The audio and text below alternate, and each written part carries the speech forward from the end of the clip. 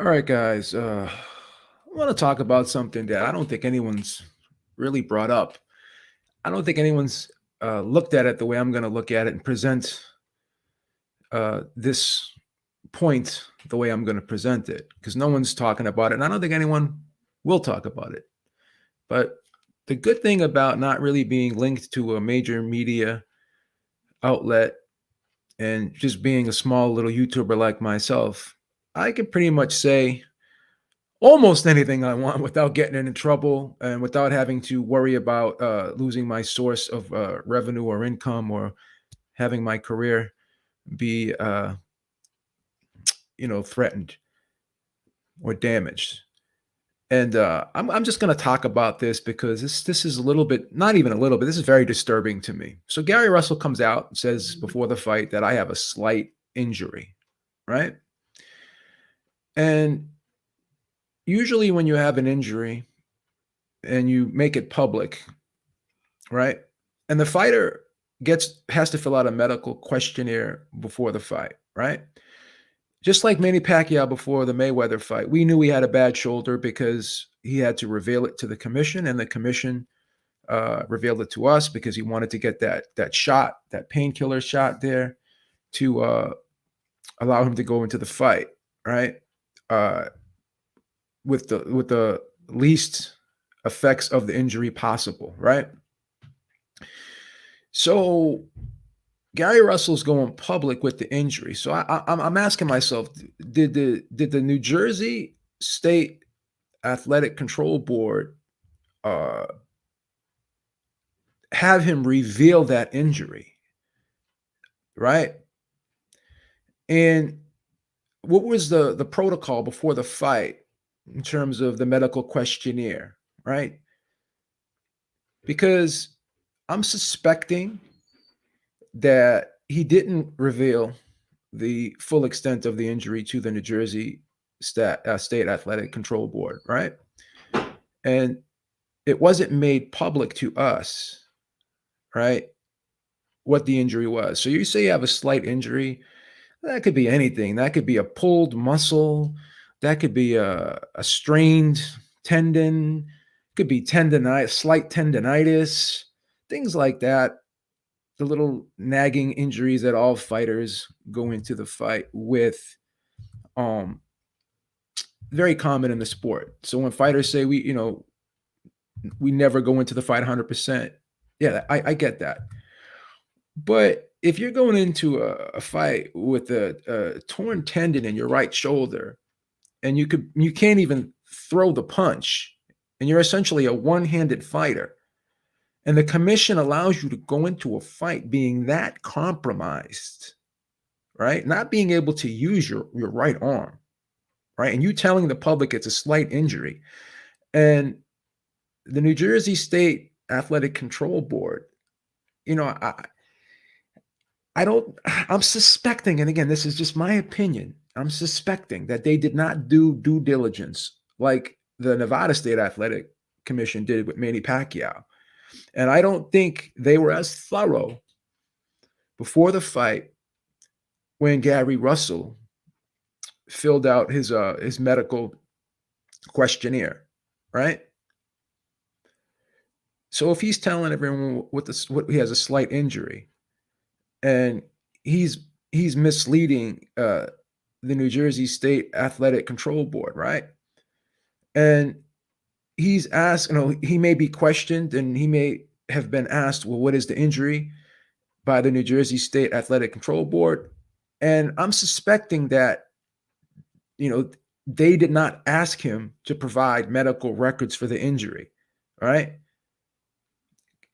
I'm suspecting they didn't even make him go to a doctor to get the injury diagnosed, right? Because if you say you have an injured shoulder, if you're a state athletic commission or a state athletic control board, you're going to ask for medical records. You're going to want to know exactly what the injury is. You're going to want to go in depth and be specific on what the injury is. You can't just take a fighter's word for it, because a fighter is going to say anything to get into that ring, right? They're going to lie about injuries. Certain fighters had issues with their eyes, you know, You had back in the day, you had partially blind fighters going into fights with torn retinas before they were as stringent as they are now. They didn't require fighters back in the day to have to get yearly eye exams and present those results of the examination to the commission, right? So to me, I'm suspecting that the New Jersey State Athletic Control Board didn't really do their due diligence and ask Gary Russell to provide medical records for the injury. Manny Pacquiao, he had to provide medical records for his injury, and they did not allow him to get that therapeutic use exemption for that shot, that painkiller shot, right? So, did the New Jersey State Athletic Control Board do what they were supposed to do, go to the lengths that they were supposed to go to know exactly what that injury was, and why was that injury kept secret from us?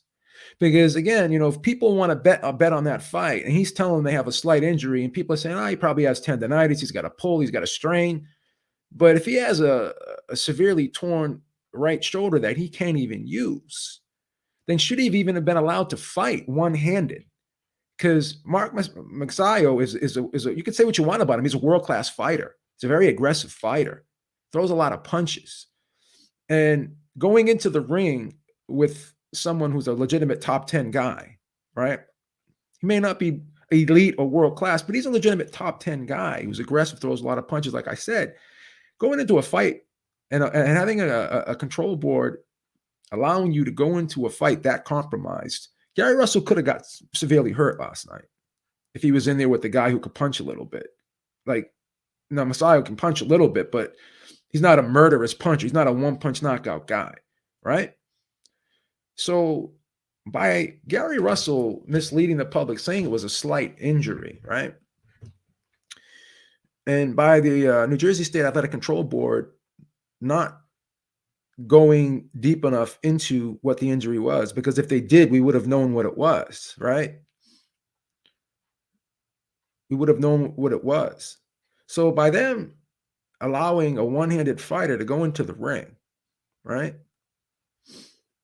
And this is just my speculation here, because again, if they did their due diligence, then we would have known what the injury was. They wouldn't have been able to keep it secret. Like if he's making it public that he's injured, right? And they're not questioning it, right? Then, or even if they, did question it and they didn't do their due diligence for him, for ask him to get get a medical diagnosis from a doctor, right? And if they didn't do what they were supposed to do to find out what the extent of that injury was, and they just took his word for it, right? Then shame on them. Because it's quite apparent last night that was not a slight injury if he could not use his right arm. And someone dropped the ball with the New Jersey State Athletic Control Board. There was something was missed pre-fight to allow a one-armed fighter to go into the ring, because as soon as someone tells you they're injured, you got to question that as a athletic control board or as a commission.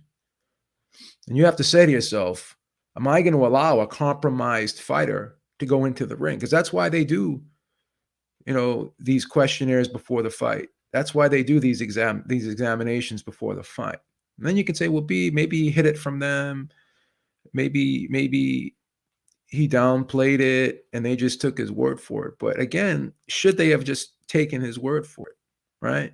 Because we've seen these commissions and these control boards not go to the extent to make sure that a fighter's safety has been taken care of. Back in the day, they didn't even have an ambulance at the arena. They didn't even have a medical team there ready with oxygen, right? So it's always a situation where someone has to get seriously hurt or something bad has to happen before these commissions take action. And again, you could say, B, well, how do you know that he just didn't mislead them? But my response to that is, well, why did they take his word for it? Like, if someone tells you they have an injury, then you as an athletic board or a commission are, in my opinion, are required to say, well, I want to see an examination record from a doctor telling me exactly what this injury is, right? Because you could think you have a pull, a sprain, a tear, or anything, right? And you can get an examination, and you may have a hairline fracture, you may have a severe tear, you may have a third grade tear instead of a first grade tear. So to just sit there and take the word of the fighter, right, and not have him provide you with a thorough examination from a doctor, I think is incompetent. And what they basically did last night is not only Gary Russell, and I'm not, no one supports the fighter more than me. I'm always for the fighter. I love to give the fighter the benefit of the doubt, and I always give the fighter the benefit of the doubt first and foremost. But you're telling everyone you had a slight injury, which was apparent. That injury was not slight, right? That injury was not slight. You couldn't even throw punches with your right arm. So it was not a slight injury, And even in the Manny Pacquiao, we knew his shoulder. He said his shoulder was hurt, but he was still throwing punches. He was still moving his arm. He did not look compromised to the extent that Gary Russell Jr. was compromised last night. So there's more to this than we're being told, in my opinion. I'm not trying to be a conspiracy theorist, but I respect the fact that all of what Gary Russell went through, and he was still able to get into the ring, missed weight. So there was a lot of trials and tribulations, a lot of personal issues going on in Gary Russell's life, and I give him all the credit in the world for showing strength and heart, and doing what he had to do to at least make it through the fight without getting knocked out or severely hurt. But telling everyone that he had a slight injury when that was not a slight injury, and when he's making it known that he's injured going in, I'm just saying to myself, the New Jersey State Athletic Control Board needs to dive deeper into what that injury is, and they need to ask him for medical records. They need to ask him for some type of medical tests or anything. Just these commissions and these sanctioning bodies taking the fighter's word for it, right? And not asking these fighters to provide medical records. It just like I said, going back to the day when fighters were allowed to go into fights blind, like almost blind in one eye with severe retina damage, like Sugar Ray Seals, Joe Frazier. These guys suffered severe eye damage throughout their career, and it was never brought to the commission's attention because they never did their due diligence back in the day, right? They never did their due diligence back in the day, right? They never did their due diligence back in the day to make sure that these guys had their eye exams. Now, after fighters, after it's revealed that fighters have gone blind as a result of not getting their eyes checked and not being required to provide eye examination records to commissions, right?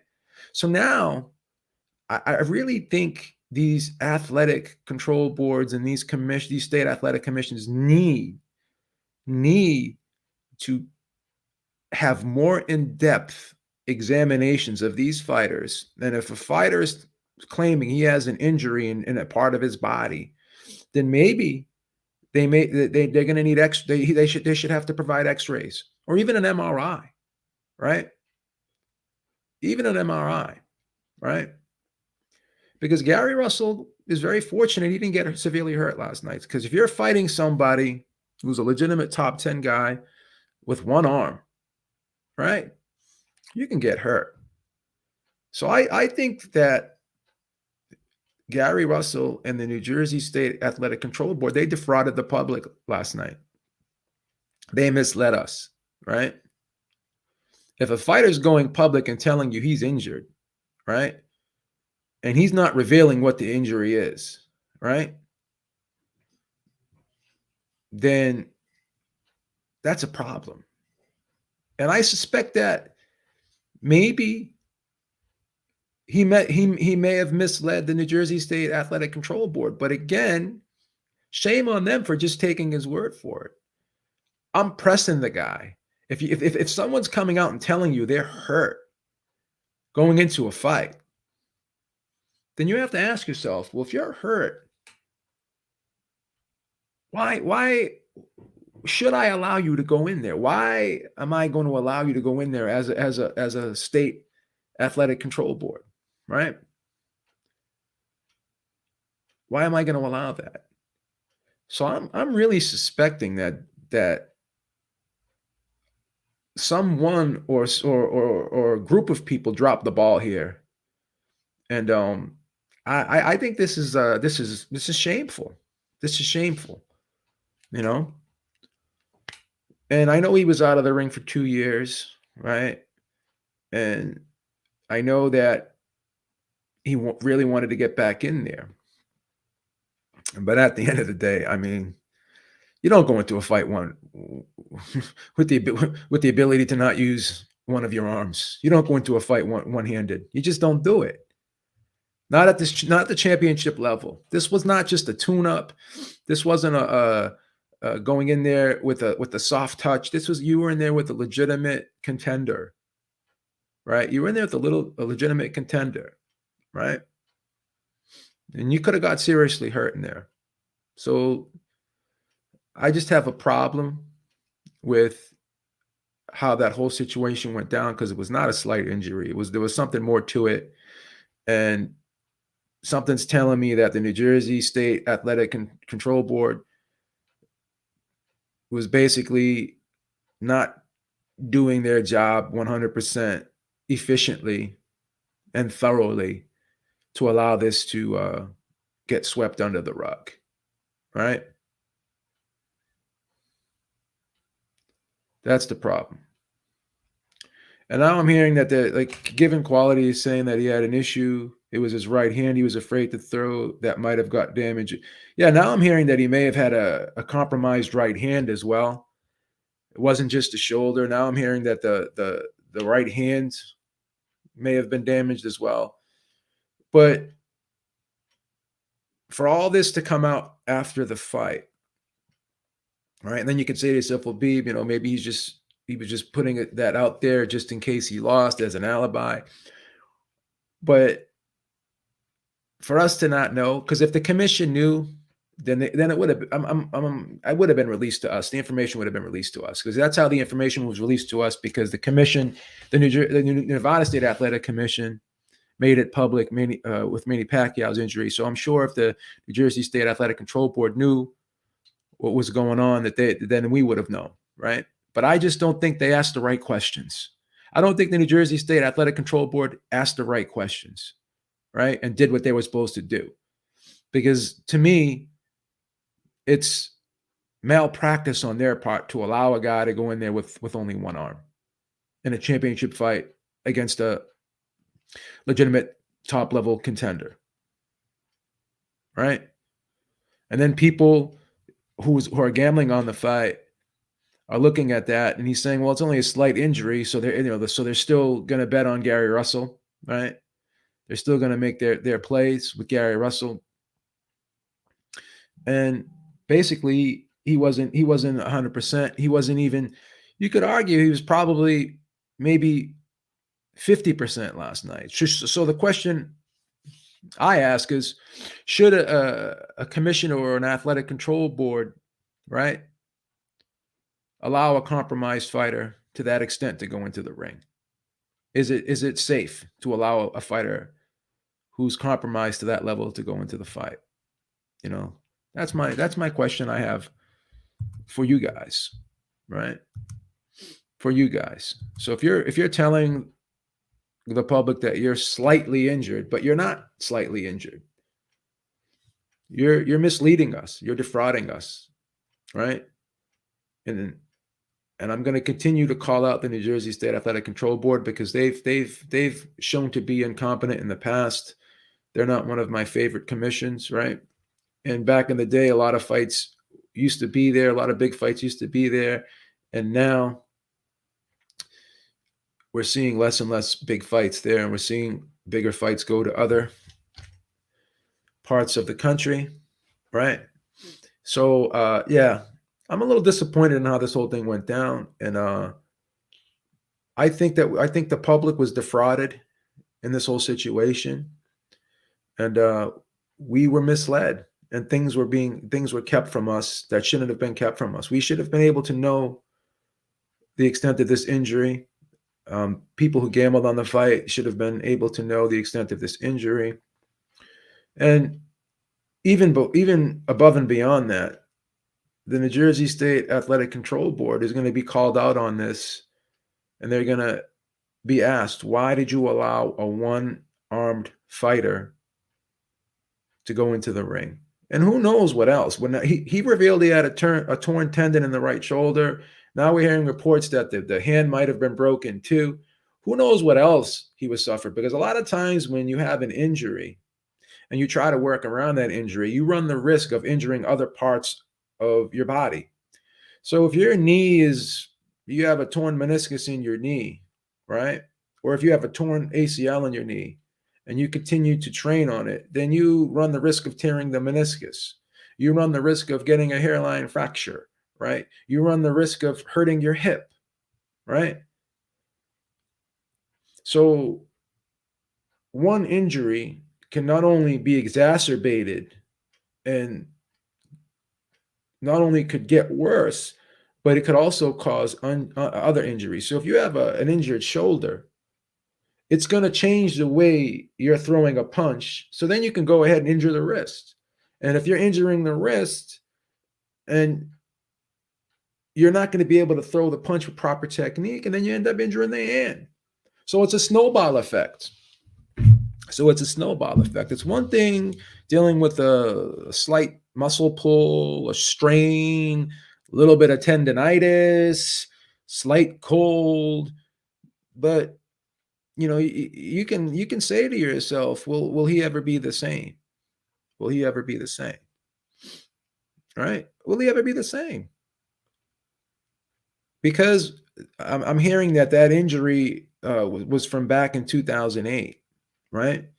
So how much damage did he do to that shoulder by not getting it taken care of back in 2008? How much more worse did he make it? It's like Sergio Martinez hurt his knee, I believe, playing soccer or bicycling or something like that. And then we saw it all come to a head when he fought Miguel Cotto because he re-injured his knee in the Julio Cesar Chavez Jr. fight. The way he went down, he injured it. He re-injured it, and this was an injury that he had from his teen years that he never got taken care of. So then he ended up injuring the other leg because of you're putting so much stress and pressure on the other leg and requiring that other leg to do more work than it normally would do because you can't have your right leg do what it needs to do, right? So he went into the Miguel Cotto fight with his knees heavily wrapped, and he was under severe damage in both knees, right? And he could barely stand, right? He could barely stand. So after the first round, you could see his right knee buckling, and he can barely stand, and he's falling down. And again, like this whole thing, well, everyone goes into a fight not 100%, but you have to ask yourself, okay, but to what extent do you allow, like, to what extent do the injuries have to be at where a commission steps in and says, hey man, you're in no condition to fight. You should not have been allowed to fight. So you can even question whether Sergio Martinez should have been allowed to fight. Someone should have been asking questions when you see a guy who's training. They're putting training footage out there. He's on an elliptical with both knees wrapped in ace bandages. You have to ask yourself, what's going on here? Somebody's got to start asking questions. Corey Lee, am I off base here, man? Am I onto something? What do you think, brother? You definitely on to something, man. How's everybody doing today? Good morning. Yeah, man. I just feel like it was a really good fight. For as long as it lasted. I just feel like Gary Russell did the best he could do with one arm. It was very apparent after what was it, Beebs, the fifth round. He got hurt, and after that, man, it was pretty much he was dependent on that left hand. And you can tell that he's done drills before, Beebs. The way that he was boxing and the way that he was, moving with just one hand. I've seen them do drills like that before. And I think that's why what kept him in the fight. But it was kind of I would say it was kind of pitiful because it was like, he could have did so much better, under the right circumstances. And I feel like the same thing happened with Lomachenko and Teofimo Lopez, because Lomachenko, if you guys remember, Lomachenko already had stated that he was injured, not leading up into the fight, but after the fight, he said that he was injured. And Bob Arum said all he had to do was tell us. He said Bob Arum said all he had to do was let us know, and we would have rescheduled the fight. But these fighters, they get so amped up and they don't want to be on the shelf. They don't know when they're going to fight again. If they say they're injured, are they going to fight again? Is the promoter going to actually do what they say they're going to do? Because we live in a day and age that the promoter doesn't say what he says he's going to do. And that's just the bottom line truth. And I just really think that these fighters are putting um situations that we guys could never understand. This is their livelihood. This is how they feed their family. Teofimo Lopez literally needed that last check leading up into that fight because he had no more money left. You don't know what these fighters are going through. You know what I mean? Now, if Lomachenko would have said he needed to reschedule it, how would Teofimo Lopez, could he even fight again? He had exhausted all of his income, leading up into that fight. What if 2 weeks before, Beebs, Lomachenko says, I'm injured like I really am leading up into that fight. He was really injured leading up into that fight. That's what they were saying about Lomachenko. And the same thing about Gary Russell. Injured like I really am. The same thing about Gary Russell, they're saying that he was injured leading up into this fight. Okay. That's a big, people that bet on Gary Russell Jr., they lost a lot of money last night, man. They lost a lot of money last night, because they thought it was just a small injury. That was not a small injury when you can't even your punch output is 37 jabs per round. You threw 64 as a whole total fight, 64, okay? You had 37 jabs per round. That's what your average was as for your career. You had a career average of 37 jabs per round.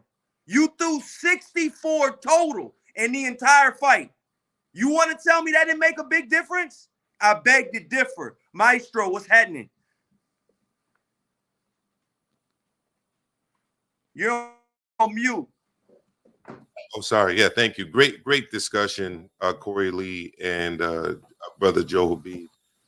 You're absolutely right. When you're thinking about an injury, the injury, there has to be a benchmark, right, Joe? Like, will this injury affect the competitive nature of the fight? Yes or no? Every athlete goes into competition with injury. Basketball players do it. Tennis players do it. Speaking to my wife yesterday, she played college volleyball here in the United States. Volleyball players do it. But the question is whether you're still going to be competitive when you are injured with a slight injury. And this was obviously something more than just a slight injury. I don't want to take credit away from Mark Magsayo because he did what he needed to do. And in many respects, this was a little bit of arrogance on the part of Gary Russell Jr., thinking that he could go in and beat this kid with one hand. In fact, after the fight, he was even saying that he thought he beat him handily with one hand, and that was kind of why he, took the fight, I guess, because he thought he could beat him with one hand. A lot of money is spent on these productions. A lot of money is spent, as you said, Corey Lee, on gamblers. It almost makes you wonder whether or not, like in these kind of fights, like MRIs should be done, as just a preventative measure. Let's do an MRI, let's do a brain scan, let's do a thorough medical examination that goes beyond what you or Joe or Corey or me would get when we go to the local, clinic, because, we're feeling a little naggy injury and the doctor pokes us in a couple places and gives us some high prescription Tylenol for the pain. I think it's got to be a little bit more than that. I think that they should do MRIs. Why not? Are you telling me because it's expensive? I think these athletic commissions should invest in that. You can't invest in an MRI with all of the money that you're bringing in on these taxes. Joe, you've spoken at length, as have I, about how much of these fighters' purses go to taxes. Well, where the fuck did that money go? What is it getting invested into? I think at least a portion of it should be reinvested back into the commission so that they can do the appropriate medical checks. What do you think about that? Well, yeah, I mean, I just think that these commissions, I'm not going to say all of them, because the Nevada State Athletic Commission does a pretty decent job with the pre-fight medicals. They ask questions, they go in depth, they want to know what's going on, right? But we've seen other commissions drop the ball, not having the safety precautions in place at the arena for the fighters if something were to happen. That's been an issue. Now someone had to get seriously injured, right, for them to change that, and then fighters were going blind. So now what happens? As I said earlier in the video, you're required as a fighter to get checked up with your vision yearly, and you have to submit the results of that examination to the commission once a year. That's how they caught Errol Spence's eye injury. So if it was back in the day, Errol Spence could have went on fighting with a compromised eye, torn retina, and could have gone blind. So when someone comes out and tells you, hey, I'm injured, and then you're hearing Teofimo Lopez saying, well, a doctor saying, I don't know how true this is, but a doctor saying that he could have died in the ring, right? Someone's not asking the right questions. Someone's not going deep enough into the medical history and having an in-depth enough examination to know exactly what's going on. You can't take the fighter's word for it. If someone says I'm injured, you need to know what that injury is. I need to know, okay, if your shoulder's injured, okay, have you gone to the doctor? No. We'll go to the doctor, right? And I mean, doctor, can I finish, say Corey. You can't interrupt, brother. Come on. Oh, my bad.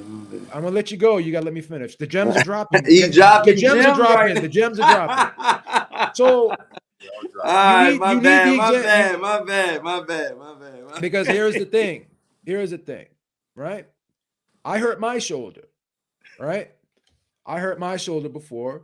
Then the doctor grabs your arm, starts, maneuvering it and asking you, okay, when I do this, do you feel pain? Blah, blah, blah, blah, blah. So based upon your pain, right, then they're gonna require an examination. They may tell you you need an MRI, right?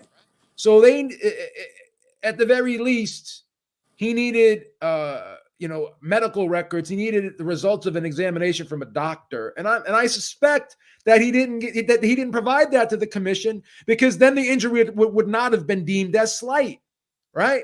So if he's saying it's slight and the commission or the state athletic control board is taking his word for it, then apparently they did not require him to get it checked out and examined. Because these commissions, what they need to do, right, is they need to say, okay, you're injured. What's wrong with you? I have my shoulders bother me. All right, go get it checked out from the doctor, and let's see what the doctor says. And if the doctor says you can fight, you can fight. If the doctor says we need to get more tests, then we need to get the results of those tests before we allow you to fight. And I suspect that wasn't done, because that was more than a slight injury, and I think if it was known the extent of that injury, that he was going to go into the fight fighting one-handed, I don't think he would have been allowed to fight. But someone dropped the ball here by not doing what they were supposed to do. So it could be made public the extent of that injury. Go ahead. Funny about that to me too, Joe, is that during the fights, I actually thought that the doctors did a really good job. I don't know if you saw the Subriel Matias fight, but that fight on the undercard was stopped on the advice of a doctor, and the doctor was doing, the eye test. Follow my finger. Petros Ananian, the Armenian Russian who had fought Subriel Matias, was really banged up, and she's doing the medical check, and I would just say inexperienced referee. I think she did an okay job, but she was inexperienced. It's like, why? She's like, the doctor's like, stop the fight, and she's like, why is she stopping the fight? And the doctor's like, because he's not following my finger. And not only that, I mean, have you not seen the beating that this guy just took? I mean, he just got off the floor after literally being spun around by a shot by Matias. I mean, I wanted him to stop the fight actually before the end of the round. It was really bad. Can I say this? Did y'all see when the doctor actually looked at Gary Russell's arm and was like, tugging it around and pushing it and pulling it, and I'm like, this dude's doing everything, and I could see Gary Russell wincing, but he didn't want the fight to get stopped, I guess. You know what I mean? Did y'all see that when the cornermen, they did that in between rounds? Did y'all check that out? Again, I thought that was a doctor doing a good job. I mean, the doctor's there watching the fight from the outside, is clearly seeing that this guy's not using his right arm, his right hand, and between rounds stepped up in there. I thought that the doctor did a good job personally. I was actually impressed. I actually mentioned this while I was watching it during the fight yesterday, that I felt that both doctors did a good job. He was running him through some like routine tests. Again, these are the types of tests that I was saying the doctor would do if you, Joe or Corey or me, went to the clinic with some nagging injuries. Unfortunately, those kind of tests aren't going to pick up the type of injury really that Russell had, if it's as severe as we all think, because that's the kind of thing that really needs to be picked up on a scan. And again, I think that at this level of sports competition, I mean, if you're not going to do it for a world title fight on premium cable, I mean, when are you going to do it? I mean, they should be going under scans prior to these fights. And the British Boxing Board of Control requires brain scans once a year of all of its fighters, from my understanding. And they've caught fighters and have forced them to not take fights, forced them even to retire. I don't recall that kind of thing happening really in many jurisdictions here in the United States. But there's got to be a lot of proactive approaches, I think, especially now that we're in the 21st century and not everything can be reactive anymore. Like, we got to get more proactive in terms of fighter safety. Well, here's another thing. He's putting all this information out there too, like that was from a prior injury in 2008.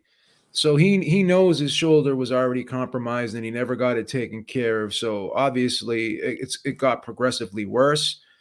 And if all that information is being put out there, and you're an athletic board or you're a commission, and then he's telling you he's injured again going into the fight, as a state athletic commission or an athletic board, you're gonna have to ask more questions. You're gonna have to ask for records. You're gonna have to want to know what exactly is going on here, right? Because I hate to say this, right? Because fighters are adults and everyone has a right to make the decisions they want to make. But we hear the saying all the time that fighters need to be safe from themselves, right? You have a guy like Antonio Margarito, whose eye was flapping around, right? His eye was flapping around in that Manny Pacquiao fight, right? And no one stopped that fight. His eye was literally flapping around. Tissue around his eye was flapping around, and no one stopped that fight. And the whole thing is, well, you hear Robert Garcia say, well, if I stopped that fight, Antonio Margarito would have killed me. That's not good enough for me, man. I mean, that fight should not have been able to have gone on, in my opinion. People need to be a lot more responsible, because a lot of fighters don't care about the health. They really do. The things they do to make weight, the injuries they try to fight through, they don't realize the damage they're doing to their bodies. The injuries they try to fight through. then they're gonna be sorry for it later. So sometimes, again, not just in the fight, but you in other areas, in other situations, you just got to save these guys from themselves because they're not going to make the right decision. They're not going to make the right decision. Yeah, And this is true. Yeah, that's true. it was a poor And decision I on feel, Gary I Russell's really, part. I truly feel like, you know, these fighters like Gary Russell Jr. and a couple other ones.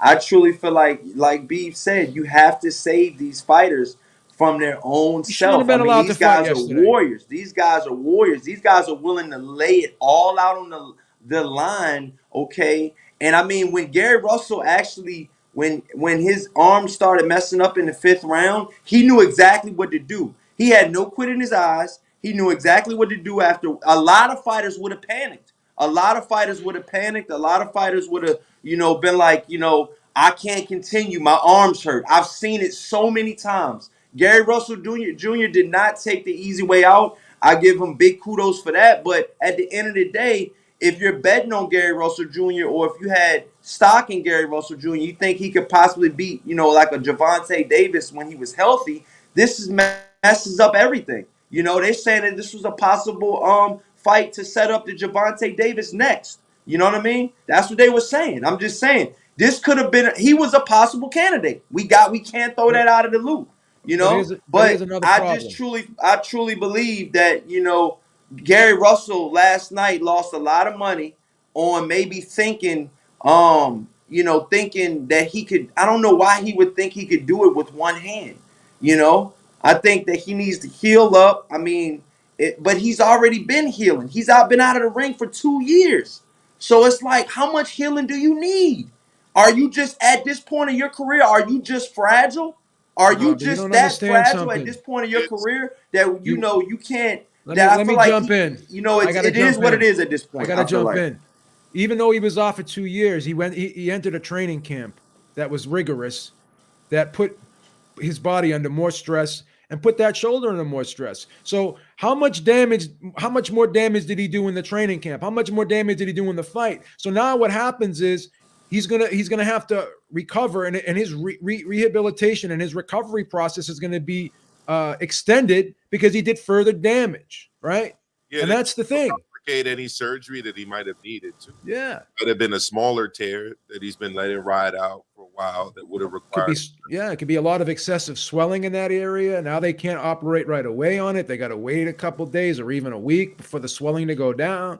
You just made a bad situation worse, right? You Can I ask y'all? exacerbated Can it. I ask both? Can I ask Maestro and Beebs the same question, and the audience out there that's listening? Yeah. Have we seen the last of Gary Russell Jr. at At a that world, elite level? possibly at a world class level, yes. Yeah, I think he'll be back fighting, whether or not it's for a world title or At not. that elite level, though. This was a mandatory challenge, right? So let's break that down. This is a mandatory challenge. What that means is that Magsayo is not required to give him a rematch. That's number one. There's no rematch clauses in mandatory challenges. So there wasn't a rematch clause in this fight. Well, there can't be. He was the WBC mandated challenger. So when you're mandated, there's no rematch. But the WBC did say at their discretion. I'm just saying. I'm just throwing that out there. But the I'm rematch just throwing it out there, Beebs. You know, I got to throw that out there. that's separate from a rematch clause, Corey. That's the WBC ordering a rematch. But I'm just saying contractually, there's no rematch clause. So that's what you're bringing up is something different. Number two, you know, you look at the landscape at 126. Could he win a fight against a Lee Wood? Yeah, possibly. But is Eddie Hearn going to be paying him what he's been making under his contracted minimum? Leo Santa Cruz, I think. I think that's next. I really do. I really do. I mean, who knows? But the fact is, That's the fight that Gary Russell couldn't get, and I guarantee you they'll give it to Magsayo. I guarantee you. Guarantee. No. What I'm saying to you, we're talking. I thought you were asking about Gary. We're talking about what Gary Russell's going to do next, and at the very least, Yeah. But I'm check just this saying, like out. after Check that, this I thought out. you were done Check answering this it. out. His money's fucked up now because he's no longer the champion. He's coming off a loss. Yeah. So once again, you make a short-sighted decision that's going to affect you moving forward. Domino effect. Now you exacerbated your injury. and whatever the rehabilitation process would have been, you automatically extend that. Now, you did more damage to the arm. So if you go in there to get surgery, the surgery is going to be more intense. They're going to have to cut out and debride more of the tissue, right?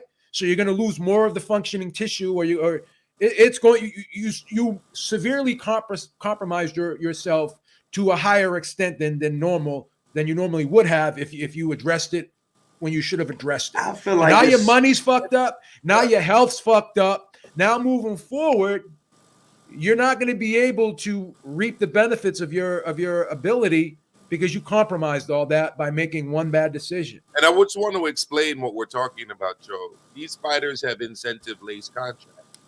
These fighters get more money when they hold a world title. That's why. Or when they're winning. The money, like Andre Ward come out and said, the money ain't the same. And I interviewed Bob Arum. He said, these guys, we have so-and-so under contract. I said, so is that guaranteed money? Well, he goes, of course not. He goes, the money changes if they lose. Yeah. And the money changes if you lose a world title. Yes. That's why Devin makes his money. It's incentive-laced. He gets money because he's champ. That's why, which I think is why I've said all along that the WBC has an interest in keeping him as champ, because they get a higher sanctioning fee based on the percentage of his purse. Same here with Gary Russell Jr. He's champ, so he gets a minimum. But before I get out of here, Joe, I did want to say this to you and to the whole Ringside Reporter audience. As bad as that was in terms of dropping the ball, this fight between Zacharias Lucas and Tungsat Niambayar, I mean, the commission really dropped the ball on this one. This guy Lucas came out from Namibia on short notice. They kept talking about it was a 27-hour flight. Hey, Maestro, I don't want to cut you. I don't mean to cut you off, but I've talked to the promoter of Lucas, and I got an interview coming up on the way with him and his. They're saying that they're going to the commission and that they already put it in and everything, and that they're gonna dispute that. Well, I hope so, because let's just explain what happened for those who didn't see the undercard, right? Because this was the opening fight. Lucas had a rocky first round, short term notice for this fight. His team was kind of concerned, but then he turned it around, and he actually scored a legit knockdown. He scored a hard right. There was an exchange, and then he hit him with a really stiff jab that stiffened the legs and forced him to drop. And the referee totally missed it and called it a slip. And then after the fight, when it was being shown to him, repeatedly shown to him, he just flat out acts as if he doesn't see what everyone else in the world is seeing on the big screen and at home on TV. And what we all saw was that the guy got hit with a shot, and he kept trying to make the case that there was no punch, which there clearly was a punch. And then afterwards, when he's asked about, well, if there wasn't a punch, how did he go down? He gave the weirdest, ridiculous answer I've ever heard. He said his body language took him down. I mean, it was absolutely insane. Yeah, I know some people missed the early part of the card. What's this, the fucking Matrix? His body language took him down. I was like, whoa, really? I think they played it to him at least 3 times, maybe 4 times. The referee's name was Thomas. No. Eddie Claudio. This guy but Maestro. Referee a meaningful fight again, Eddie Claudio. I got to call Eddie Claudio out because that was not a good look. Hey, Maestro, I was going to say, and Beebs, with that being a knockdown and stuff like that, do you guys think that this fight could possibly change boxing? And, I mean, being that it was so clearly and the other guy, if that knockdown were to happen, doesn't that change the decision of the fight? I mean, it would have given him a win instead of a draw. Here's another question for both of y'all. But let me ask you this. Let me ask you guys Wait. Here's another question for both of you guys. Do they implement instant replay in New Jersey like they do in Nevada? That's what I was going to say. That's what I'm going to say. That's exactly what I was going to say. You don't say it, the Beebs. That's Beebs, you didn't I had a gem for you, baby. The gem dropper says it. For you. No, You wanted the gym. on You I this, wanted dropped the gems. fucking I gym. dropped the gems. You polish the gems. That's what you on do. this channel, Beeb is Thanos. He holds all the Infinity stuff. I got the Infinity Gauntlet right here, Daddy. You know. On my Stowaway Boxing, it's me, but over here it's Beeb for sure. So yeah, I just had to say that. I mean, Claudio, I don't know what he was doing. He should have just said he didn't see it. When he's on the replay or watching it, he's embarrassing himself, repeatedly saying that he didn't see a punch. Everyone's seeing the punch. And it's a strong case for instant replay, as long as they don't do what they did in that Maloney fight, where they took 30 minutes to try to find something that wasn't there. So, Well, can I ask you guys this? Do you guys think that it'll be overturned? What is the chances of this being overturned? What is the chances of them winning this decision? In reality. Slim and none. Slim and none. Slim and none. You said what? These fights Slim and none, and Slim just left town. As Don King likes to say. Damn, Beeves, no, man. He said it. Slim just left town. That's a Don. Shout out to Don King, man. That's a Don King line. Yeah. That was a good one right there. Everyone a happy Sunday. You know, I've been having a constant debate with a bunch of people. You know, one of them actually is Eric's very good co-host, a great host of Inside Report about the UFC and boxing. I'm thinking I'm gonna have to drop another one today because, you know, Francis Ngannou won last night in the UFC. This morning, it was on early morning on Sunday here on the East Coast. And in the post-fight press conference, was talking about again how the UFC has not treated him very well, and this is his. This is their heavyweight champion. I think this will be his last fight. It's gonna be his last fight with the UFC.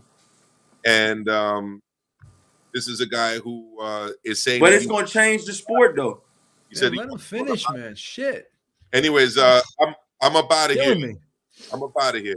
Thank you, Joe. All right, man. All right, Maestro. Too much caffeine for you today, man. You're on a fucking tear with these fucking. Oh, come on. He was ready to go man. anyways. He was leaving, B. Exactly. So he's leaving, so let him finish and shit, man. You're killing him. All right, man. He was gone. But look, though, man. I mean, with the Gary Russell situation, I mean, it is what it is at this point. I mean, like you said, I don't think anything's going to get changed in the Gary Russell situation. I mean, what do you think the chances of that happening is? You know? Well, if enough people talk about it, because which they won't, because we know how everyone's. And again, I get it. I mean, a lot of these media guys are PR people because they need to put food on the table. I mean, I don't know everybody's situation, so I'm not going to sit there and question everybody, but I am going to call it for what it is, you know. And this is why I'm glad I don't do this full time and I don't depend on this for a career, man. Because damn, I can't lie. I can't lie and bullshit and ignore shit. These are the same media members that actually report the breaking news that he had an injury, and then after the fight say, "Well, you know what went wrong, Gary?" You know, they ask the same question that they know the answer to. So it's like, you know, that's the day and age where they were living with that type of media. Nobody's gonna question why did he downplay the injury? Why did he go into the fight knowing that he couldn't use his right arm? No one's gonna say, well, why did the New Jersey State Athletic Control Board not investigate this injury more? Why was this fight allowed to go on if this guy was severely compromised going into a title defense against a legitimate contender, top 10 guy? No one's gonna ask those questions. You know why? Because if they do, guess what happens? PBC ain't going to let him go to the fights. PBC ain't going to give him access to interviews. Tim Smith's going to shut everyone down when they call up, hey, man, can I get an interview with this guy? Can I get an interview with that guy? Right? Then when you get fighters saying and putting it out there, well, I'm not talking to so-and-so because of this. I'm not talking to so-and-so because of that. I mean, in what other sport does this shit happen, bro? What other sport does this shit happen, right? In the NBA, if they don't talk to the press, they get fined, right? And again, we're not the press. But some of these guys are the press, and they're getting blackballed. Some of these guys are legitimate journalists who are getting blackballed. And Steve Kim, I don't agree with everything Steve Kim says, but if he's legitimately saying, well, you know, I can't go to this event, I can't go to that event, and you know, Steve Kim's saying, well, you know what, I'm not making boxing, and this is not to defend Steve Kim, but this is just to defend, what's right and what's wrong. This is to defend how it should be. Steve Kim's coming out and saying, well, you know what? I'm not going to be the boxing guy anymore. I'm going to be doing other things, which he is doing. And, he after a while, he's probably saying to himself, I'm doing, what I'm supposed to be doing. I'm doing the right thing. I'm doing a good job. I'm putting out good quality work here. And these guys are cutting me off at the legs. Right. So at this point, he's saying to himself, fuck this. I'm not going to do this anymore. I'm not going to do this anymore full time. This is not going to be my bread and butter anymore because, I think as time goes on, you're going to see these guys branch off and do other things because how long? I think that Steve Kim situation was different. How long can you compromise yourself, man? How long can you compromise yourself? Steve Kim is doing other things. He's on other types of podcasts. No, I didn't. That's not what I said. I said I think that Steve Kim situation is different. Meaning what? I mean, the reason why he got cut. Oh, from ESPN? Yeah, no, from this the new Triller podcast that he has and stuff like that. I'm not talking about that. I thought you. I'm that's talking what about. I mean. That's what you I'm were talking about. I'm talking about Steve Kim being blackballed from PBC events and not being able to get credentialed like he used to. Oh, I didn't know. I didn't know anything about that. I'm not talking about the Triller thing. The Triller thing was a disgrace. We already did a video on that yesterday. Oh yeah, but no, I was saying I didn't know he got blackballed by PBC. Yeah, we already talked about that. We already talked. Dang. So I mean, hey, you know what I mean? That's the thing. Like Steve Kim came out and said that he's not going to be the full-time boxing guy anymore, and I don't blame him. I don't blame him. Again, I don't like what he did with that Paulie interview. I thought they should have challenged Paulie a little bit, and Paulie was making a joke about the whole George Floyd thing. I wasn't with that, but again, I look at each situation. I don't look at one thing and then ignore another thing, So, I'm not going to agree with everything Steve Kim says or does, but I do agree with him on the fact that if you ask questions that these guys don't like, and he never was disrespectful to anyone. I never thought he was. He would just ask questions that people didn't want to answer. And as a result, they got mad at him and they blackballed him because of that. And that's why you have, and because of that, the boxing, the promotional companies and the boxing higher ups are now controlling the narrative. They're controlling the narrative, right? You got the establishment now controlling the narrative, right? And now now you don't have journalists anymore. Now you have PR people because that's how the establishment, the powers that be in boxing. Yeah, you feel like they made it that way. So anyone that wants to jump into this and do this full time, like Mike Coppinger, he's gonna try and branch out and do something else. He's not gonna stay there forever, right? A lot of people do other things now. They do other sports and they don't just do boxing because you can't depend on boxing. Yeah, you're right. You're 100% right, B. In other sports, athletes get fined for not talking to the press. They have to go to the press conferences. They have to do interviews, and they get fined, right? In boxing, they're allowed to not do press. I remember Ronda Rousey. She didn't have to do press for, I think it was I want to say it was the Amanda Nunes fight. She wasn't required to do any press. Yeah, Francis just walked out today. I mean, last night of his, he didn't do any press when he left the fight. He didn't do any press. Francis Ngannou, I bet you the he gets in UFC trouble. champion, did not do any press when he left. I bet you he gets in trouble for that. I bet you. I don't know. He's out of his UFC contract now. What does he care? All these UFC guys. I know it's not easy, but they should try to go to Bellator. They should try to make Bellator more competitive with the UFC. A lot of these guys, right? They should do that because Bellator's got some money. They got some funds over there from Viacom and stuff, right? I think both. I think the UFC and Bellator right now. I mean, they're good. I mean, UFC is obviously dominant right now, but I feel like Bellator is definitely a strong second. In my opinion, a lot of fighters are going to Bellator now, and it's opened up some of the mainstream UFC people to watch Bellator now. I feel like, Bellator has been promoted pretty good in the past. I mean, what do you think about Bellator? Yeah, I think they're a reputable organization. I mean, I don't follow MMA as closely as I follow boxing. I would consider myself a casual MMA fan, right? But I do keep up with what's going on, man. I do keep up with what's going on in MMA a little bit. I don't totally ignore it. So I kind of do know what Bellator is doing, and I do know what UFC is doing. And it seems like both companies are doing well, but I think that a lot of these UFC fighters should go over to Bellator, and I think Bellator would treat them better because no one really talks bad about Bellator, but everyone talks bad about the UFC in terms of fighters. Fighters over the UFC. There's a lot of disgruntled employees over there.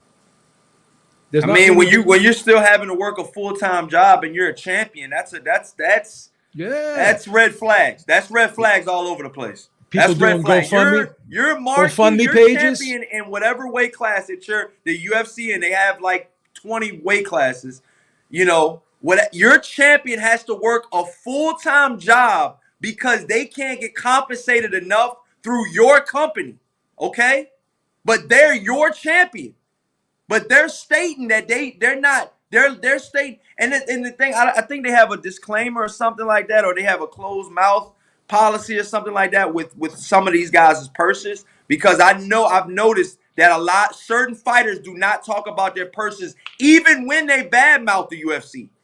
They still don't talk about their purses. And then Dana says, well, these guys don't want you to know how much they make. No, no. Because they don't want people coming out, their family coming out. It's because he doesn't want us to know. But here's the thing, man. Like, they know that these guys got some type of money, man. They know these guys ain't cutting coupons. Let's just say that. So they and you got guys like Francis Ngannou and John Jones making $500,000 a fight. I don't know what they're getting on pay-per-view revenue, but that still ain't a lot. I'm just saying, when you compare it to what boxers are getting, it just doesn't make sense, man. I'm not saying they should make exactly what boxers are getting, but they should be making more than $500,000. Some of these guys who've been, but they're nowhere close, Beeves. They're nowhere close. Nowhere close. That's my point, brother. I mean, 500,000. I mean, that's the UFC's champion. Okay, and I think he's defended his title like once or twice, from getting it, and he's not even breaking an M yet. I mean, that's absurd. That's absurd.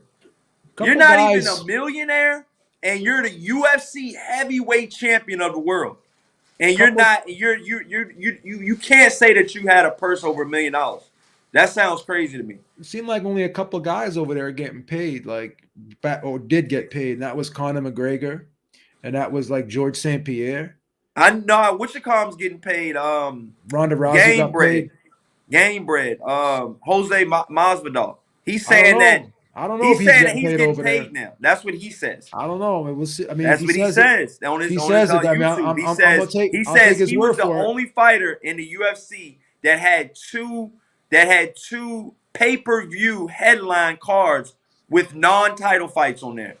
He was the only fighter to do that. Okay, but what did he get paid for those cards is what I'm saying. I guess he's saying that he's getting paid now. Because I know happy. They had a Hey, listen, I'm not going to argue with him. If he says he's happy, man. I'm not gonna tell the dude how to feel about his money, man. We're eating over here at Beeb Industries, man. You all want to buy stock in Beeb Industries. We're skyrocketing right now, so that's the thing. We keep growing. We're branching out, man. We made some money last night, man. Beating the odds with Beeb. We told everyone to take Magsayo, man. We told everyone he was live, right? Who did you pick last night, Beef? I'll be honest with you. And the Gary Russell, the Gary Russell fight. I'm gonna tell you exactly my whole thing going into this fight. I said Mark Magsayo was live, and I recommended people put a little something on him. But full disclosure, still thought Gary Russell could eke it out. You know what I mean? But I thought Magsayo was live enough to win the fight. but I'm not going to say I come out and clearly picked him. But I recommended a small play on him. So you did recommend somebody putting money on Magsayo. Well, I got the evidence. Did you go check my Twitter timeline, or you don't go on? I don't have Twitter, Beef. Chill. I'm just the messenger. Relax. No. I'm not chill. I'm not trying to come after Beef Industries. I'm not attacking you. I'm not attacking you. But let me show you some ratings for beating the odds with Beef. Show you some of our public disclaimers from the fans. Oh, Beef, man. Let me see if I can. He got the evidence for y'all, man. He said y'all should have put some money on Magsayo, man. So read. I'm gonna have you read this little disclaimer here. Okay. You told him to put some money. It's no way possible I'm gonna be able to read that. Or I'll send it's it. Way too small. Read it out loud. I'm gonna send it to you. I'm gonna send it to you via text, and I want you to read it to me after I send it to you via text. You tell me. We got the Beef Studios production crew live on it. They're on it right now. So read out that text I just sent you. Read it. read that. All right, let me see, man. Let me see what we got here. This dude put 200 on Magsayo, and he got a 750 return. Total of 950. Read the bottom of it.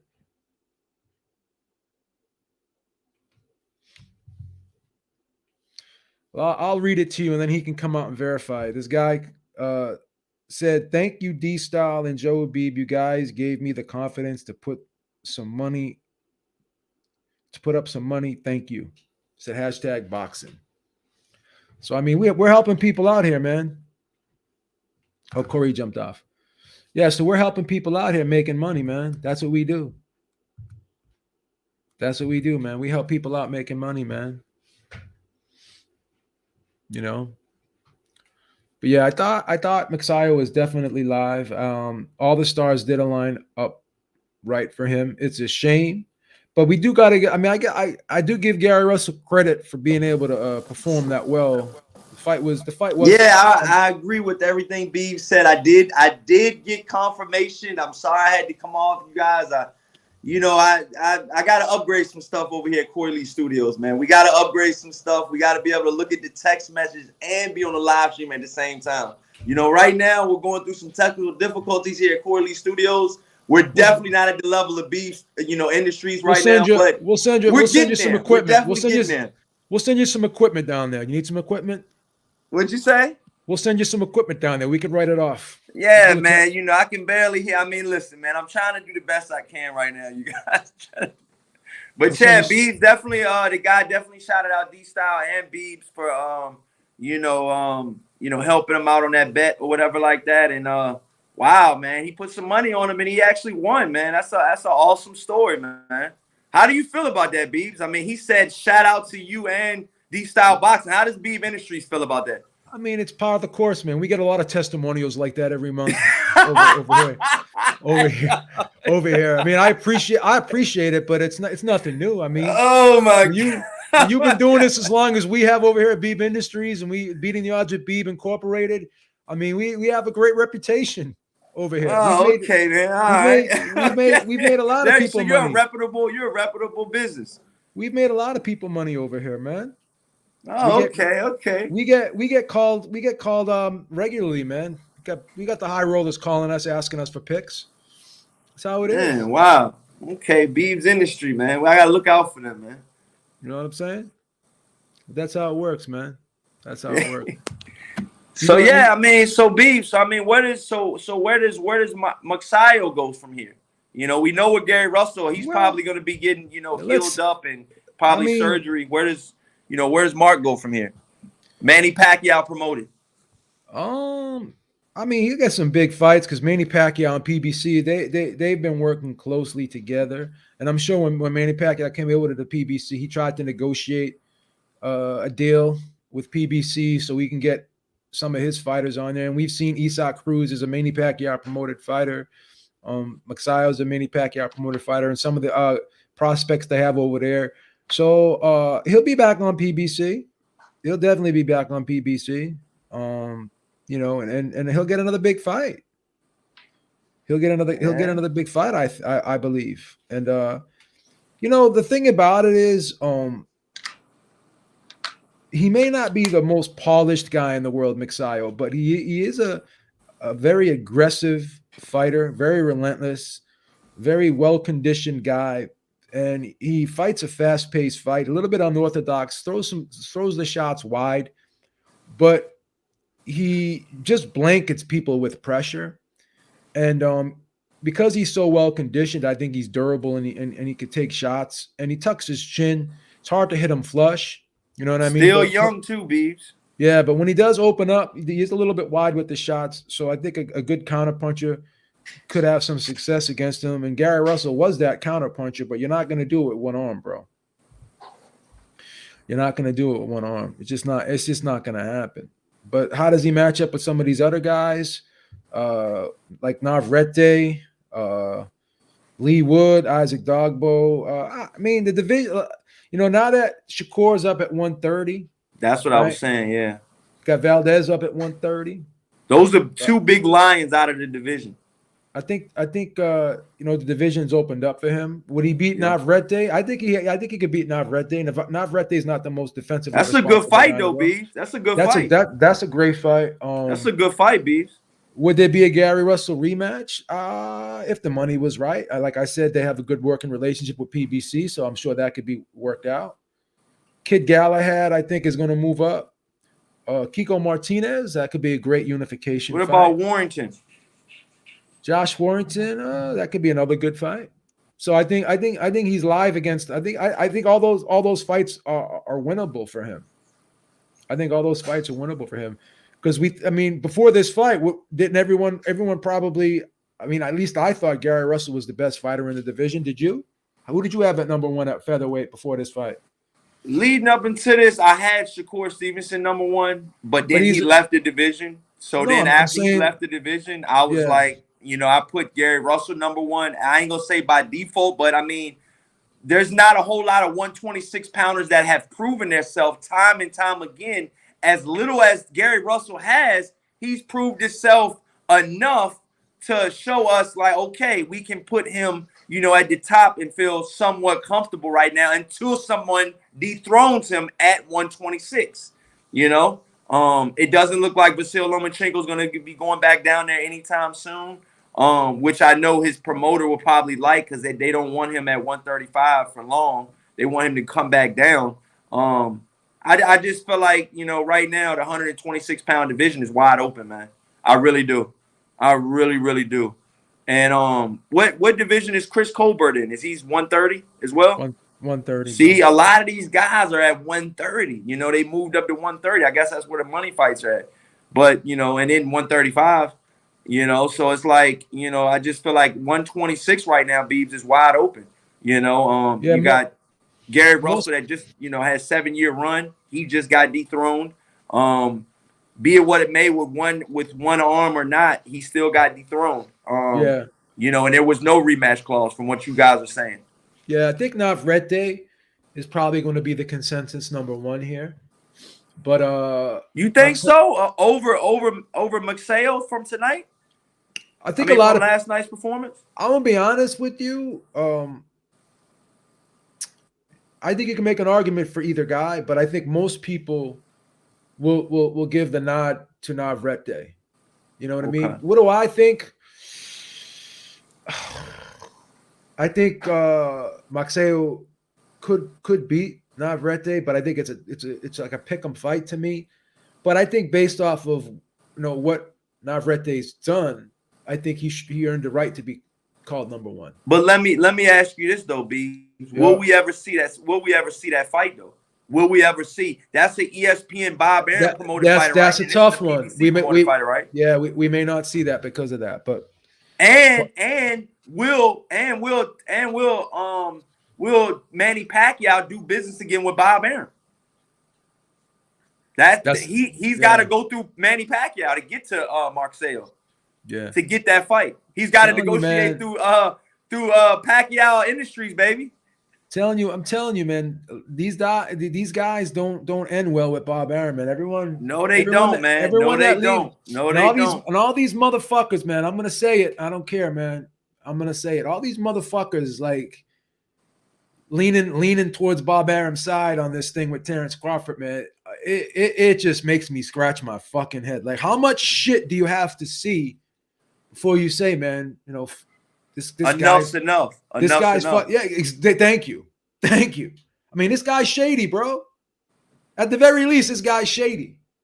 You know? And I mean, people want to say, you know, Bob Arum, oh, he's stuck in his ways, but does that make it right? Does that make it right? And what people need to know is it's not a discrimination lawsuit. Here's the thing, man, and I hate talking about this lawsuit because I keep talking about it. I keep talking about it, man. I knew you were gonna do it. I knew you were gonna do it. No, because I don't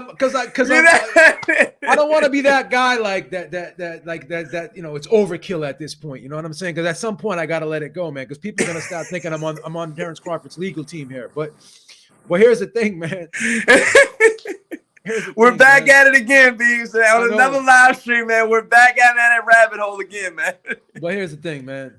People keep talking about he has to prove racial bias. No, he doesn't, because it's not a discrimination case. It's a breach of contract case, and it's a misrepresentation case. It's a fraudulent misrepresentation case, and all that. People say, well, why did he put that in the contract? Or the contract. Why did he put that in the lawsuit? Put that in the lawsuit to show motive. So, because you present motive is only a small part of a case. You can say someone had motive to do something, right? But you still need the evidence, right? You still need the evidence to prove it. And once again, if he could pull up the contracts and prove breach and prove things that if it was written that things were promised to him that he didn't get, then that's all he needs. Now, all that other shit isn't the meat, it's the seasoning, right? It's the seasoning. It's just there to show motive, but it's not the actual evidence itself. It's motive. That's all it is. So it is not a discrimination case. But yeah, I keep going back to that. And I'm sorry, man. I don't want to milk it. I don't want to milk it, man. But yeah. So I'm sure we're gonna be talking about this. Obviously, we're gonna be talking about this more on the Ringside Reporter podcast with my co-host Eric Loader. So make sure you join us there. Make sure you join us there. You know, at 6 p.m. Eastern time tonight. I know there's football on tonight, but you know, sure some of you guys are diehard boxing fans, and you may prioritize the boxing talk over the football. So we'll see, man. We'll see. But yeah, man. So that's all I'm gonna say about that. I'll say one more. I'll say one more thing because I want to ask you. I never asked you this question about it.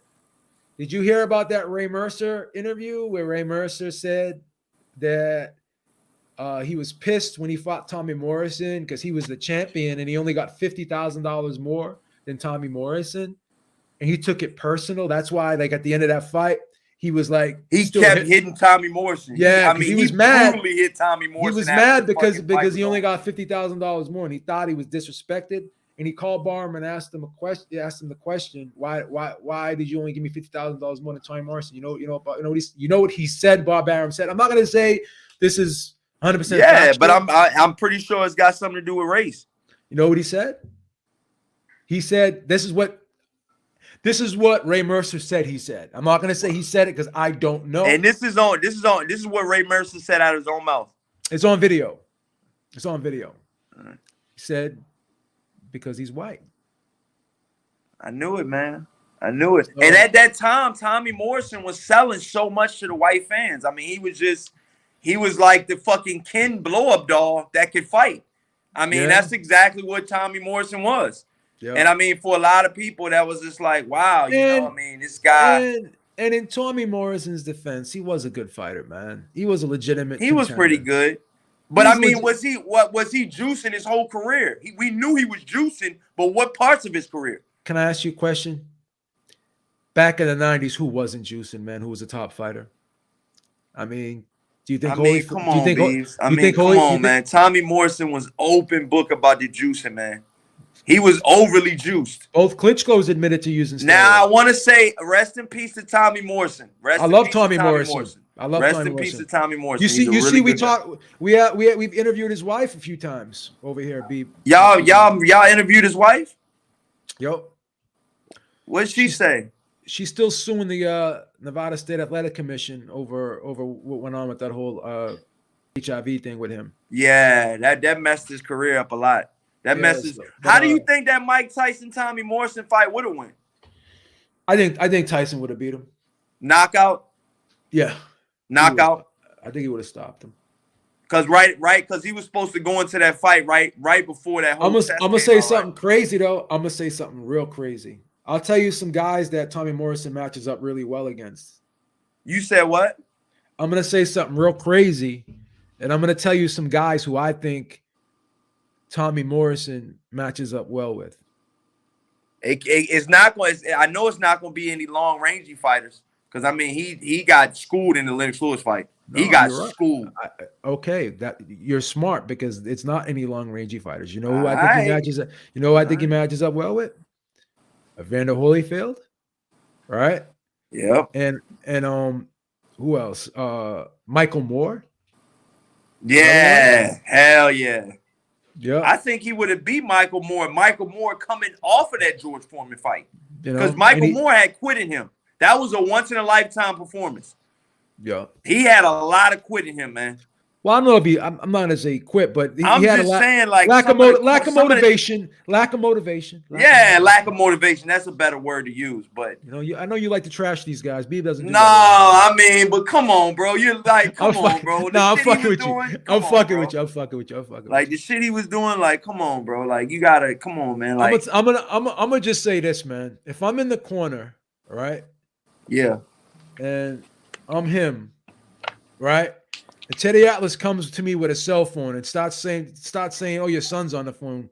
I'm grabbing that cell phone and I'm throwing it into the fifth row, man. Don't be bringing me a fucking cell phone when I'm fucking fighting, bro. Get the fuck out of here, man. yo, I'm taking that cell phone and I'm throwing it into the fifth row. no, for real though, Beefs, for real, And Teddy though, for real though. Teddy Atlas is in the corner, right, with fucking Alexander Povetkin, asking the dude, "Hey, do you believe in magic?" What the fuck? What are we doing here, bro? What are we doing here? We could bring your father back here tonight. What are you, a fucking fortune teller? Some of Teddy Who are you- Atlas like memorable Who are you? quotes, Who man. are you fucking? Who are you, Doctor Strange? You can fucking go to the multiverse and bring people back and shit. What the fuck? Teddy Atlas, man, that dude fucking aggravated me, man. Beef, that's Yeah, your trainer. That's your trainer of the decade, right? Nah, man, he aggravates the fuck out of me, man. Beef said, nah. He aggravates the fuck out of me, man. Teddy Atlas. I mean, he's got his own I'll give podcast him- now. I'll give Shout him out one. to Teddy Atlas, man, and the guy that does this podcast with him. I'll give him credit for one thing. Not one thing, but I'll give him credit. One thing that I have to say was He impressive. did stand up for himself against with the Mike Tyson situation. I gotta commend him on that. And this is when Mike Tyson was a fucking just going through with that whole, his sister situation. I mean, he stood up for himself. I gotta commend him on that. Okay, but Mike Tyson. And then Mike Tyson later apologized. Mike Tyson did do some inappropriate things, but did it warrant, someone putting a gun in his mouth? That's what you got to ask yourself. Did it warrant what? Did it warrant someone putting a gun in his mouth? Depending on what he did to his sister.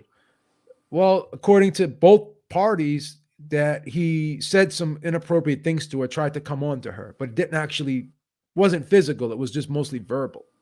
Now, did that warrant? And again, the way they made it seem in the movie, it looked physical. The way the movie portrayed it, the whole Teddy Atlas whole situation in the movie, it looked physical. What was allegedly done was he came on to her, said some inappropriate things that wasn't right. I'm not justifying that in any way. It is a form of could be it's definitely a form of sexual misconduct, or in some cases could even be deemed sexual assault if you want to frame it that way, depending on the state. But I don't know. Would you was it right to put a gun in his mouth? Like, were you really going to kill him for that? You got to be careful when you start bringing guns into shit, because you can't come back from that. Can't come back from that. Yeah, that's true. You know what else That's he true. said? You know what else he said? He said, "Put the gun in his mouth." Yo, come on, B. Why you get so like you went above? You could have just said the gun in his. That would have been. Now you said in his mouth though. Like, why did you went to that extent though, Beebs? Like, Teddy got his point across. I'm pretty sure. In the movie, did he put it in his mouth or did he put it to his head? How did he? What happened in the movie? I don't know, man. I have no idea. Man. It looks like Teddy Atlas got the point across to Mike Tyson. He later apologized in the years when he got older. I don't think he put it in his mouth. He stuck it to his head. Okay, whatever, man. My fault. He did what? I guess they're saying he put it to. They stuck it. He stuck it in his face. He didn't stick it in his mouth. So I apologize. Yeah. Come on, man. Come on with the. I know. Give that man a little bit more respect than that, man. Come on. I know you and Teddy talk, but that's gangster, Teddy. I don't think Teddy that gangster. I know he's gangster, but come on, man. Come on. You know what else Teddy did? It's in his book. What? So he was working with Donnie Lalonde right before Donnie Lalonde, like he was getting him ready for the Sugar Ray Leonard fight. And Sugar Ray Leonard, Donnie Lalonde fired him. So he said he went to Donnie Lalonde's apartment with a gun.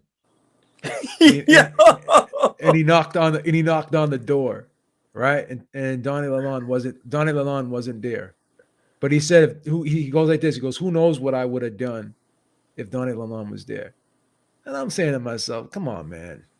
I mean, like you're gonna be shooting dudes. You think he would have done something? Who do you think you are? Like Ray Donovan and shit, showing up at people's houses and shit and fucking blasting them?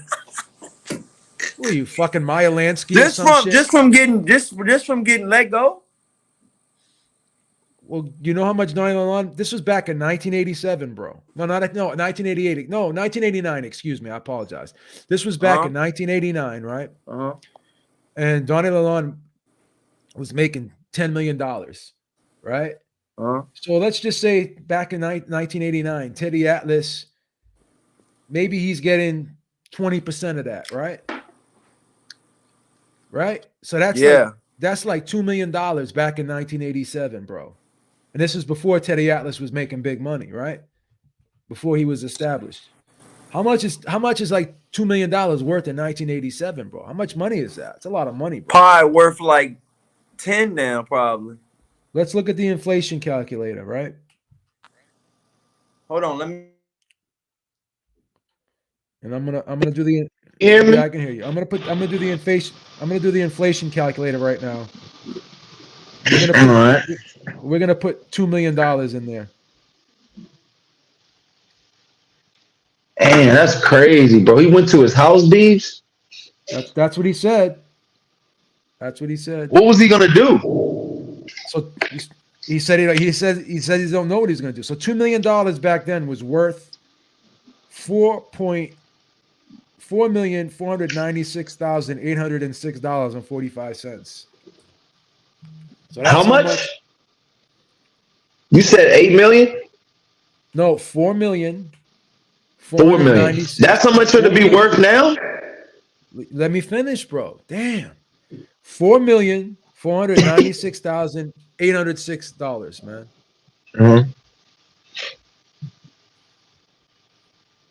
Wow. What do you think about that?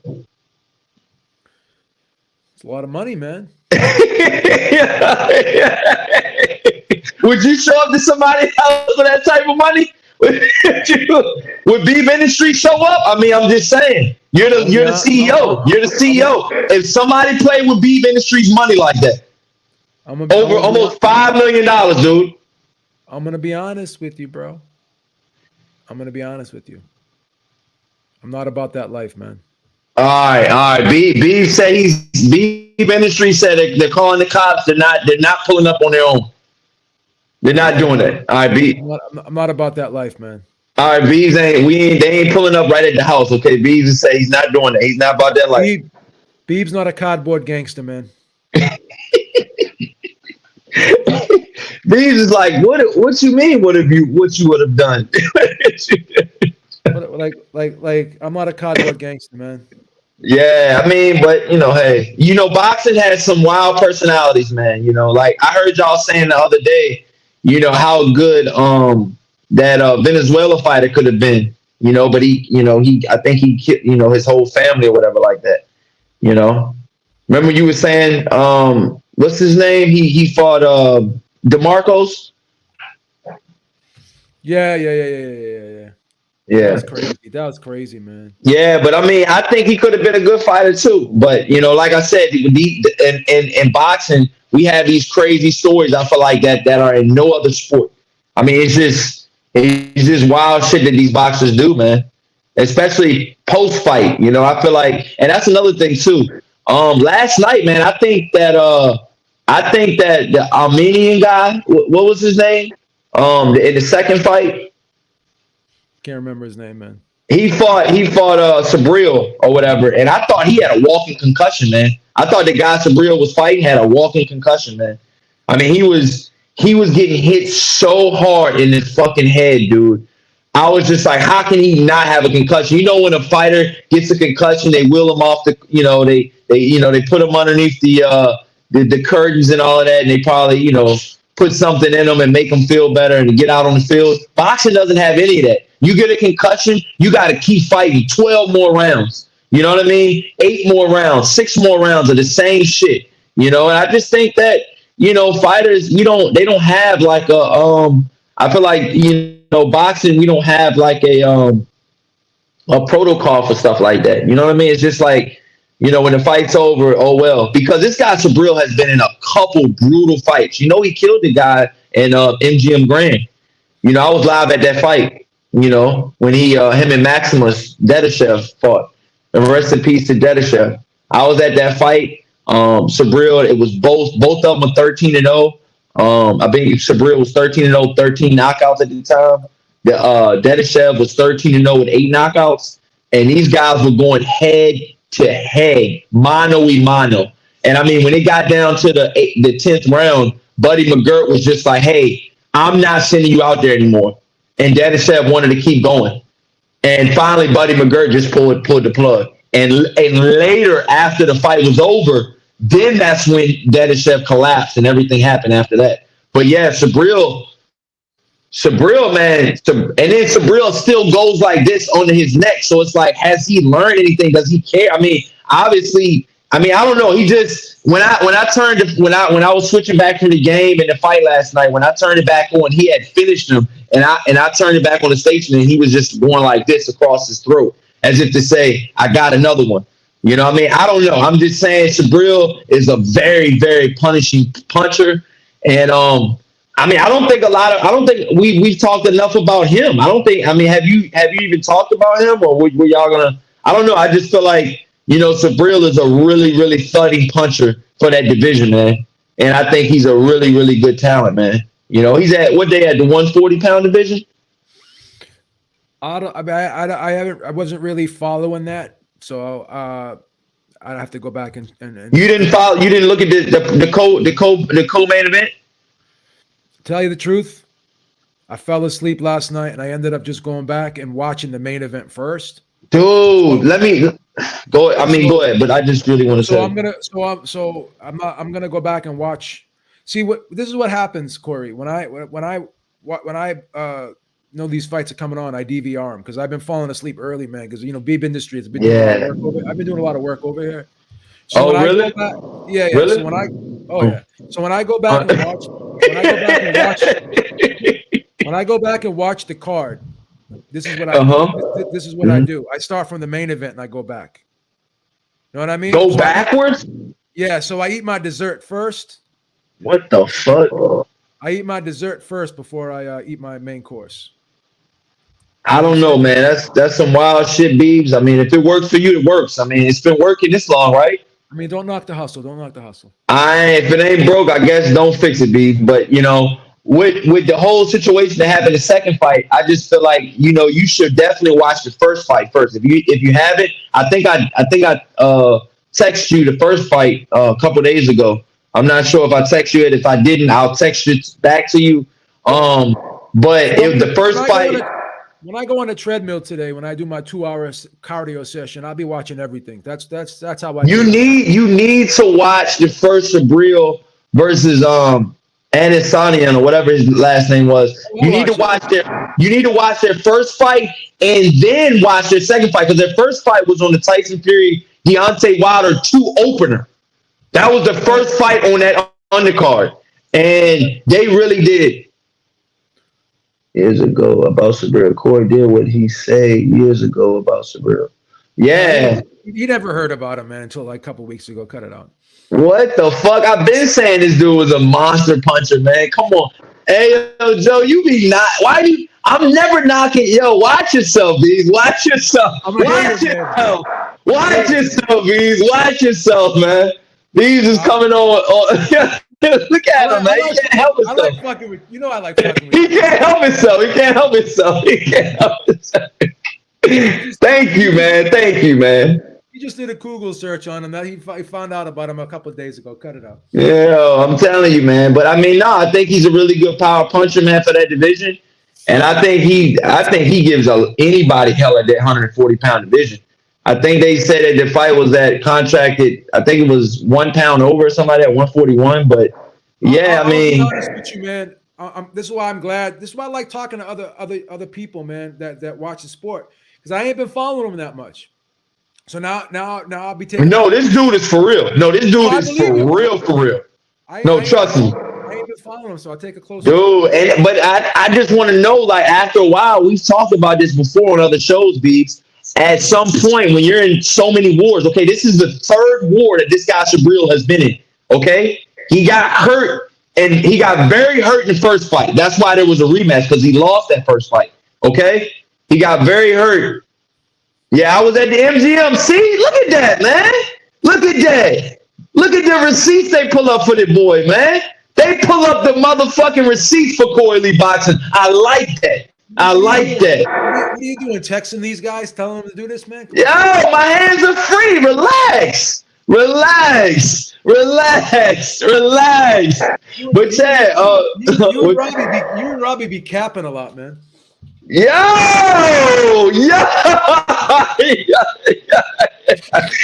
Beav is out of control today, yo.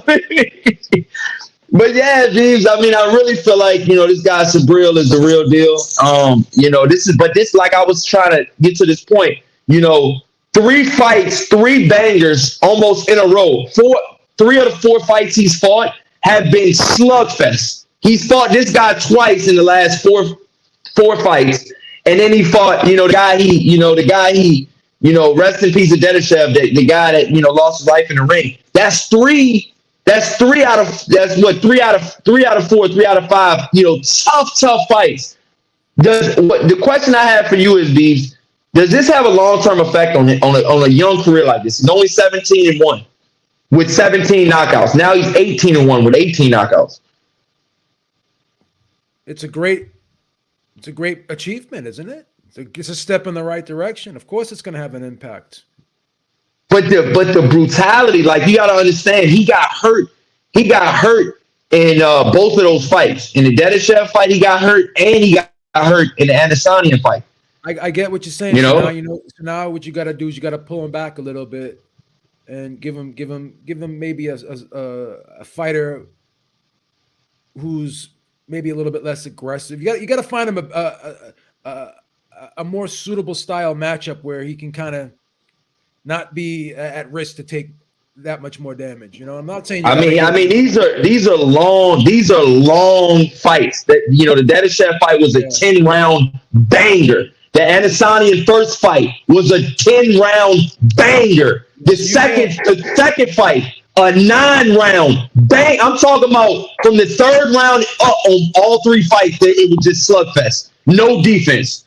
Little to no defense. Little to no defense. This goes back to when we interviewed Mickey Ward back on Robodope Radio. Okay. And I asked Mickey Ward. I said, if there are any regrets in your boxing career, what would they be? What's your greatest regret as a fighter? You know what he said to me? Said I took too many tough fights in a row. I feel it took years off my career. So what you got to do, just like with Canelo, this is why Canelo is managed beautifully. You see how he'll have a couple tough fights, and then he'll have like maybe a little softer touch, and that's how you prolong a career. That's why back in the day, everyone says, "Oh, these guys they fought 5, 6, 8 times a year." But back in the day, if you go back and look at these guys' careers, they would win the title, and then they'd have a couple non-title matches in between.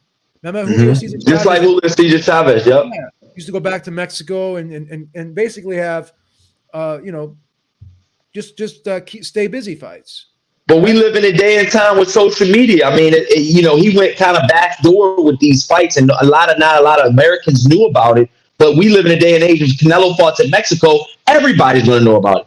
You know what I mean? So it's like, can he fight those type of guys now? We live in a different day and age now, Bees.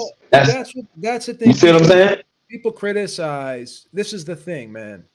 People sit there and say, "Oh, look at how many times these guys fought a year," but they weren't fighting top level guys all the time. The reason why they were able to do that is because they were having stay busy fights in between, right? And that's another reason why I really wanted to tell you, B. The guy Sabril, he fought 4 months after that Dedishev fight. That was a brutal fight, man. 4 months. Poor management. So here's the thing too. If fighters did today what was done back then they'd be criticized for fighting cherry picks as a champion. So if a guy's a champion today and he was fighting a non-title 10 rounder or a couple of them, he'd be friggin' roasted. He'd be vilified. So that's the thing. It's just weird though when people criticize these fighters and they make statements and they try to compare today with the past, but they're not giving you the full story. They're just taking it out of context. So yeah, these guys fought a lot back then, even when they became champion. But again, they fought a lot of in between non-title, stay busy fights just to keep themselves in shape, and they weren't taking a lot of damage because again, they weren't fighting the iron back to back to back to back. But then let me tell you this though, Beebs. I understand your point, but let me tell you this: he fought 3 to 4 tough ass, fucking hard nosed slugfest fights. Let me tell you. Let me finish. I'm dropping the gym right now, baby. Let me finish. I'm dropping the gym. Do not steal this one from me. Do not intercept this one from me. So what I'm saying is, this guy fought 3 to 4, slugfests in a row. And still nobody knows about him. So what I'm saying is, in that 4th or 5th slugfest, does that finally catch up to him when he finally fights that named guy? That's what I'm trying to tell you.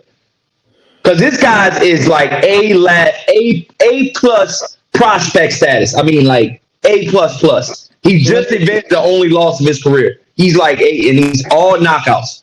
So let me go one better to you. Do you compare this to the Fernando Vargas situation?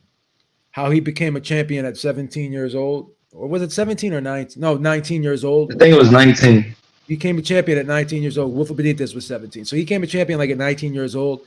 And he was fighting a lot of tough fights early in his career. And it was said that he may have burnt himself out. So would you compare this to that? Could that be that similar type of situation where Fernando Vargas came out guns blazing and was a champion early as a teenager, right? And just never slowed down. He was just like too much too soon. Too many tough fights early on, right? Back to back once again. Well, they said Vargas had drinking problems and other problems as well. They said a lot of stuff contributed to that.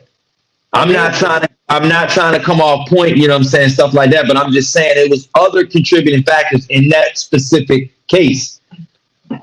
Fair point, but again, you see what I'm saying? I mean, when's the party and when's enough party and when's enough?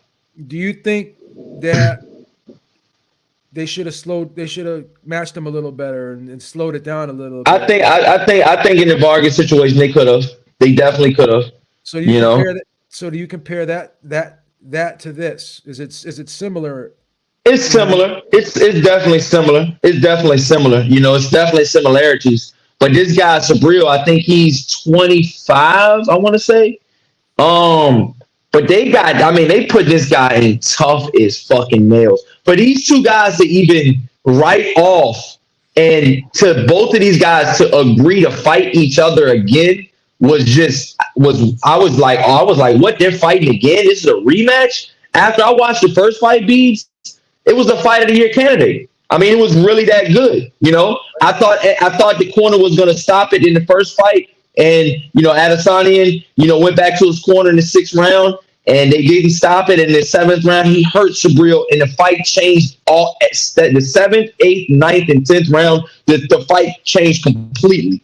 Now, did I think he did enough to beat Sabril in that first fight? I don't think he did enough. Sabril was doing his thing for the first 6 rounds.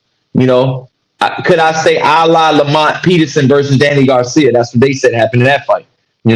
So all I'm saying is, I'm drawing parallels, baby. I'm dropping gems, baby. So all I'm saying is, this particular fight, definitely had some of the same, parallels as that fight. He started off real strong, but he faded again. Was that because of some of the punishment he took? We seen that, Adesanya could not take that same punishment in that second fight.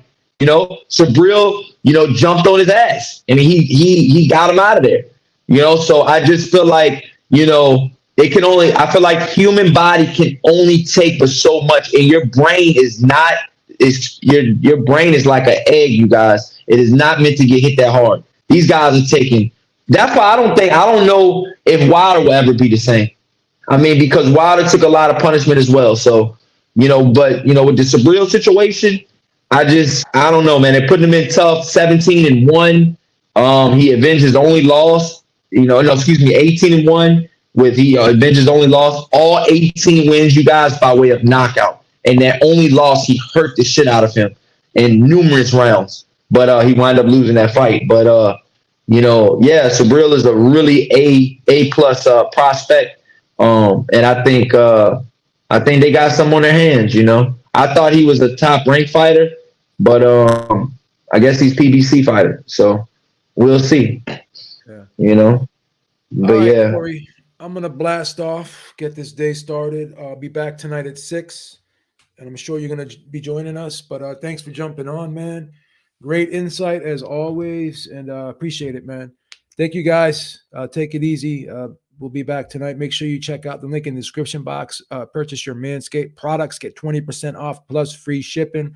Helps out the channel. Thank you all for the support. Continue to support the show. Continue to share. Oh, let me let Corey back in real quick. Yeah. Continue to share the show. Subscribe. Make sure you check out Corey Lee Boxing's channel. Shout out your channel, Corey Lee. Tell them where they can find you. So, yeah, you can just find me at Corey Lee Boxing on Instagram. I don't have Twitter, you guys. Beeb has all of the Twitter you guys can ever handle. So just go follow Beeb on his Twitter account. But yeah, Corey Lee Boxing on Instagram and YouTube. And yeah, man, it was awesome, man. Yeah, man, I can't wait to go live again with Beebs. It was an awesome show. Shout out to Maestro. Shout out to everybody that comes on here and in the comment section. And thank you for having my back. I was at the MGM Grand. You guys knew it. You guys seen me there. I was there for that fight, man. I go to these fights, man. I haven't seen Beeb on any of the East Coast fights. Hey, I'm just saying. I've been lazy, man. Come on now. I've been lazy, man. I've been hearing the. You're in Boston, dude. New York's right there, dude. Come on. I've been hearing the Beeb cave, man. I've been. Come on. If I gotta go from Virginia all the way up 6 hours, you can come down 6 hours. Come on, man. You're right. I've been lazy. But Adam Beanie Smith says Beeb restrictions got lifted here in Scotland, so we can finally get boxing with a crowd. Josh Taylor fight sold out next month. Can't wait. Yeah. I was listening to a video by I believe the Prime Minister in the UK, and he said that all these restrictions are lifted. No more mask mandate. None of this other stuff. Everything. People can go back to school. They don't have to wear masks. they can just go full capacity everywhere, and they can be doing live events everywhere. So yeah, it's back. The pandemic is over there. So hopefully eventually we'll get to that point. But yeah, boxing's gonna be great over in the UK, man. All right, Corey, thanks, man. Thank you, everyone, and we'll see you later, man. Peace Take out, it easy. y'all.